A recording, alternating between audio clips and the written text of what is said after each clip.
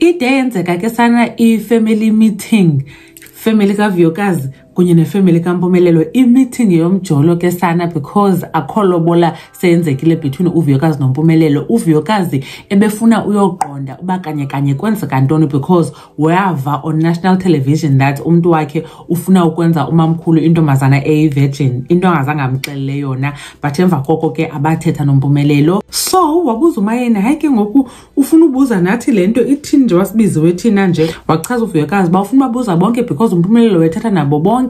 uMpumelelo ke xebuzwa hayi akazanayo straight impendulo, kodwa ke waphela echaza ke uba uVuyokazi into yenzekayo ubhosi, uVuyokazi ufuna izinto zihambe ngehlobo lakhe, so yena ufuna uthatha umuntu ozawumxhasa, umuntu osupportayo ivision yakhe. Wathetha ngathi ngutata wakhe mntakaba into zevision. Wabe esithi uVuyokazi kwenye icala uba yena kule relationship zange abe happy since 2021 uMpumelelo ebheke eJoburg bekuzizitori ngezitori, yet uVuyokazi sana uyalwa uthi ufuna uba ngu-number 1, yena ngcono aphume kunoba abe ngu-number 2, soze abe ngu-number 2. uMpumelelo kwelakhe icala uthi uVuyokazi ubuza ibhasi ibhaliwe because uyayazi naye ba yena akasoze amenze u-number 1. uMpumelelo ke phofu kuThando Nesithembu season 7 episode 15 uye wachaza kwaba bantu befuna bahambe bayomlobolela ba uVuyokazi akasoze abe ngu-number 1 because of ihlobo angalo ufuna umkhupha ishori uzamenza u-number 2.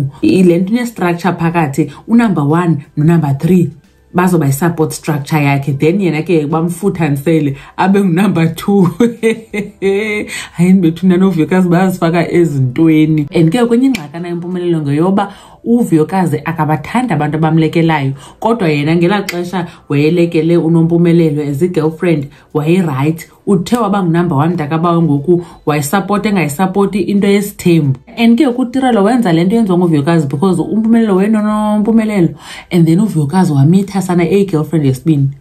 So ungenile ngoku noTirelo, uthe ungena kwakuTirelo wathi sisu njengoba uVuyokazi naye sephinda emitha nje kwi-competition kunye noTirelo. Iweske kuTirelo bemithe inkwenkwe nowaqonda uVuyokazi heyi ubakhe waza nenkwenkwe kaloku sana ndisengxakini umntanam yintombazana wokuqala nam mandimithe, wamitha. Ngoku uMpumelelo ingathi akasena feelings for uVuyokazi anymore, akacengi into sana napha kulaa meeting ububona nje uba yeyi sebesenza nje ke banaba nabazali balapha, otherwise akho nto intle phakathi kwabo. uVuyokazi into endiyithandayo ngeyoba uthi abazali bakhe abayixhasi le nto yakhe noMpumelelo, abayi-understand noba usahlile nto noMpumelelo because into ebizaba buhlungu ibingeyoba xa uVuyokazi mhlawumbi ufuna uhluka noMpumelelo kuthiwe kuye ngutata yakho abantwana ababini, so uhlala ke sana unyamezele noba wenziwe u-number 2, so akutshiwo ngoku. But ke xa ndijongile uVuyokazi njengoba esalebele ukufuna ii-answers nje ingathi usenalo ithemba loba bangaphinda babe right noMpumelelo because what's the point? Anti bengazibambi ifowuni nangoku ngebethethe efowunini mos bangade baflye all the way to Durban uyobuza uMpumelelo ba